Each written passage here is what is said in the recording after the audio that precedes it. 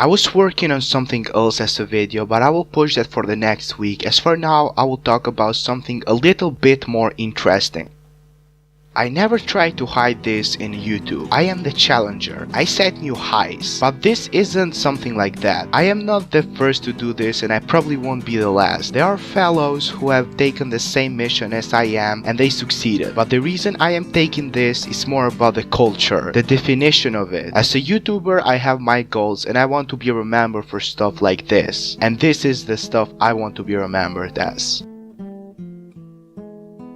By the time I finished part 1 and went into part 2, I was shocked that Jonathan was getting replaced by this Joseph. And by the time I finished part 2, Joseph was my #1 contender for my favorite fictional character ever. How does that work? I don't know, but if anyone can relate to this, then you understand. So how did it come to this point right now? I don't even know myself. By the time I finished part 3, I liked JoJo a lot, but Joseph was top there. But by the time I finished part 4, everything changed. And now that I'm fully caught up to part 7 and midway getting caught up to part 8, my opinion on Joseph hasn't changed a bit. I like to say my opinion on Joseph has evolved. This video is talking about part 2 Joseph, not all Joseph. That is for another video. I am here to tell you that Young Joseph Joestar is my least favorite JoJo. But why? Let's get into it. Don't play with me, it's the only thing I love. I feel Joseph fans like Joseph for totally the wrong reasons. Now, just because he's my least favorite JoJo, does that mean he is bad? No, not really. I consider Joseph better than most protagonists in anime and manga, period. He's not your classic zero to hero, he's not a generic character, he's a very unique character take on stuff and not an inspiration, and he is better than I take the guess and say 80% of protagonists in all of manga. If I had to ask what makes Joseph great, is simple. Simple for me, but for many people not really simple, because they can't think the right thing to say about Joseph. And what is the greatest thing about Joseph? Think about it. The greatest thing about Joseph ever. I will get you some time to think about it.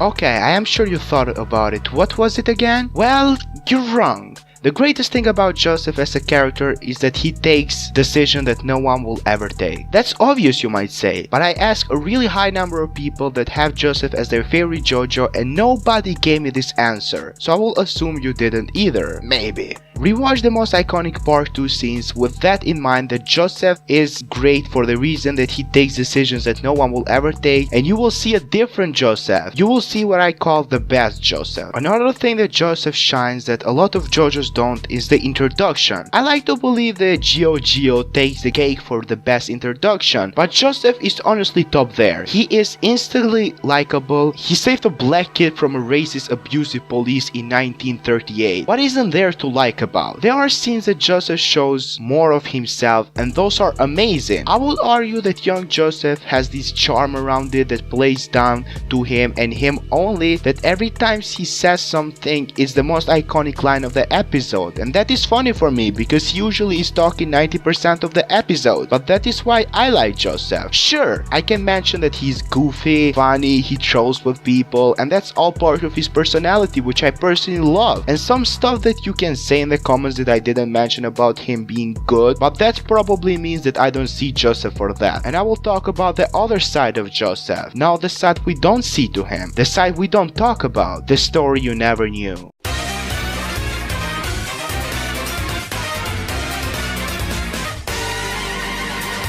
You can like whatever you want, I respect you for it. As stupid as the reason is, sometimes I like a stand just because it has my favorite color, or I listen to the song that they're referenced by. That is stupid if you ask me, but I respect that. If Joseph is your favorite JoJo, that's cool with me. I can see a handful of reasons why he's your favorite JoJo in top of my head, and I can listen to you explain why you like him, and makes me happy by that, because after all, it's JoJo. But calling Joseph the best JoJo is another another story. When it comes to writing, I think that Johnny is superior to every JoJo. When it comes to backstory, Giorno takes the cake, and as much as I have grown to dislike the word I am about to use, I will say this: objectively speaking, Joseph isn't the best at anything JoJo related. Not yet there is someone going to say that I am hating on him when the first half of the video is about talking how great he is as a protagonist. But why? Delusions might think that Joseph is the best because there is nothing to dislike about him. Well, that might just be right in a way. My biggest problem with Joseph comes because of part 2 itself and the setting of it, but I will make another video on that. But I do have problem with Young Joseph too, and I will talk about that in this video.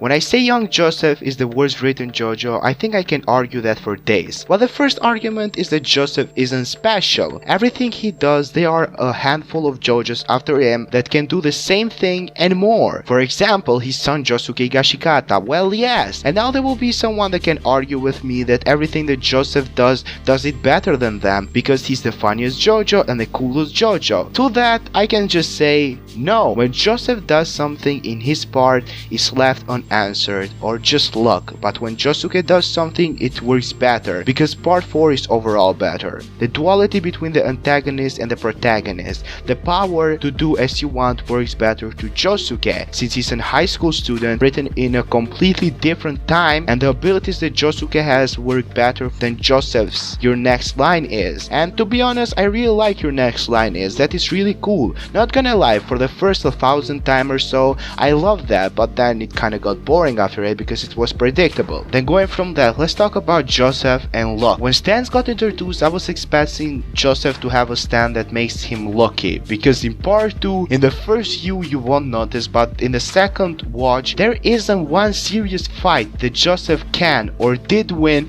without unexplained luck. Why is Joseph so strong? No, for real, it's never explained why he can even be 1% as strong as he is. It makes no sense. He's portrayed as a smart guy, and that's a huge problem I have with it. How can he be smart? When it comes to JoJo's, there are 2 JoJo's I consider the smartest, period. The first one is Jotaro. Why is he smart? Well, he's a schoolboy, and after all, he's the only JoJo to finish school and graduate as a marine biologist. Also experience, as Joseph doesn't have that. Joseph skipped a lot of school, and any school he will gotten to, well, it's just never said it or explained. And no, Joseph isn't that type of smart. Then the second one is Giorno, which Joseph should be very relatable with. Giorno is the smartest JoJo for me because he's street smart, but Joseph doesn't have that. How is he street smart? How can you argue that Joseph is a street smart kid? Is he like a type of gangster or something? Is he? No, Joseph shouldn't be that smart as people make him to be, but I will go on that later. Then let's talk about strength. Why is he so strong? He doesn't have a stand that he can just pull up without training, and Jonathan had to train his Hamon and his body for years. Jonathan was the top of his town, a rich boy, studied every single day, and he was a boxer. His body was in perfect shape and he was training every day. Jonathan was pretty much the top of his league with Dio. But why Joseph? Well, never explained either. I am okay with Joseph defeating a vampire. You know what? That was pretty cool. But Joseph defeating 3 immortal gods and an army of immortal vampires that nobody can defeat, not even Hamon users that have trained for every single year of their life every day, like Lisa, who, by the way, quick reminder that she didn't win any fight in part 2 whatsoever, not a single one. Joseph's training makes no sense. That is my point. So you're telling me that Joseph climbing a rock and fighting 2 humans for 20 days made him defeat a god? What? So by that you're telling me if I climbed a mountain every day for 20 days, I shall be as strong as going on 1 versus 1 in a boxing match with Prime Muhammad Ali? Well, the answer is no. So yeah, every single fight Joseph wins is through pure luck alone. Well, as much as I want to say that, that is actually explained as well. Every fight that Joseph wins is explained in a way or another, and I will get to that in my next point right now.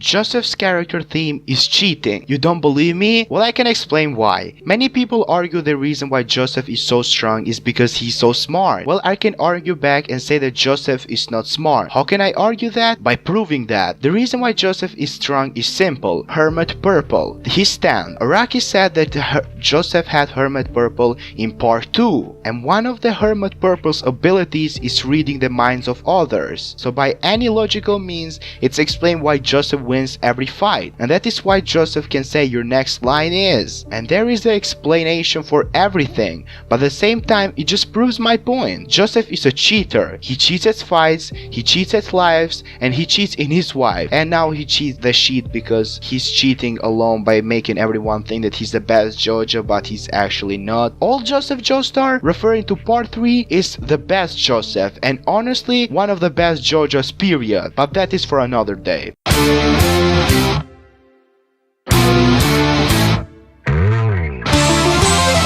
This is my last point about Joseph, and I can say that he's a hypocrite. This comes because of his abnormal beliefs in part 2. He's the type of dude to be asked, why do you save the world? And he will say, well, because I am one of those idiots who lives in it. And yes, that is cool. Joseph is cool. I never said that he isn't. He's one of the coolest JoJo's period. But that just doesn't work for part 2. I don't think Joseph is a bad JoJo, but the surroundings of part 2 itself are bad for his character to work to the level that it didn't. Because he doesn't work to the level of I don't care about anything that is in my family, but I care about the world because I live on it. Part 2 had a very strong villain group. Like not in power alone. The Pillar Man and Funny Valentines are two of the JoJo villains that fall into the most direct conflict with the story, and the Pillar Man probably take the case for the most itself, and they have every reason to do what they are doing. But a guy like Joseph to destroy the Pillar Man in a way that is just like, wow, he just did it, he doesn't respect and just did. Are we forgetting that the Pillar Man had every reason to do what they did more than Joseph and you just cheating your way against God? Wamu was an amazing character, and I honestly like cars a lot, so that is why at the same time everything that Joseph says and does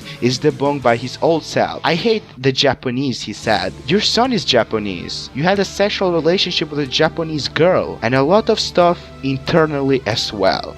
Now the final. Is Joseph bad? No. Is Joseph best JoJo? No. Is Joseph my favorite JoJo? No. Young Joseph is probably my least favorite JoJo of all of them. So what's next? Joseph can be your favorite JoJo, go ahead, that is you. I not only respect that opinion, but I like that opinion. It's just Joseph isn't the best JoJo. Joseph is more about the moments and the fun about it. Joseph is popular because of the anime, of course, but there is more people right now thinking that me saying that Joseph isn't the best JoJo is a totally unpopular opinion. Well, Joseph isn't even the most popular JoJo in the first place. To my concern, Jotaro and Giorno are way more popular, and there are people who prefer Giorno as their favorite JoJo right now that are part of the community way more than Joseph. It's just like the really slow anime viewers who like Joseph more. Go have your fun. I will have my fun venting the areos or stealing the balls. Have a nice one.